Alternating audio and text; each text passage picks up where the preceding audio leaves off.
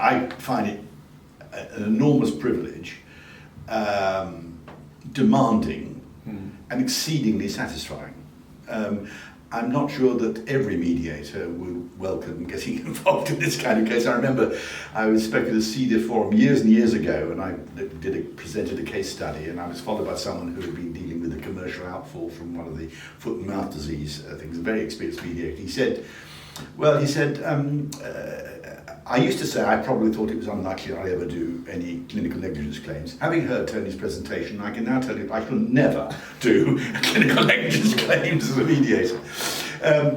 I mean, yes, they are demanding, and I guess you need a certain interest and a certain perspective and some experience, preferably, I guess, to do them.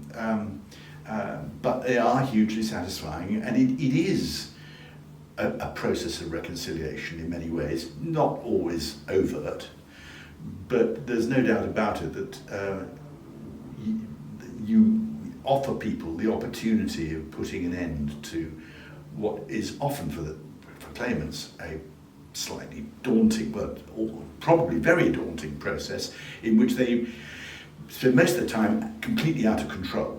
They are distanced from their case, they are told what's happening by their lawyer from time to time, but they're not really able to have any kind of engagement with the hospital during that time. I've even had people who were worried that they'd been put on a blacklist by the trust because they made a claim against it, and when it was their own local trust, and trusts have said, no, good Lord, no, quite the reverse, you know, if you feel you're having any difficulty, do get in touch with me, and so on. And this is the kind of very practical way in which mediation can overcome some of these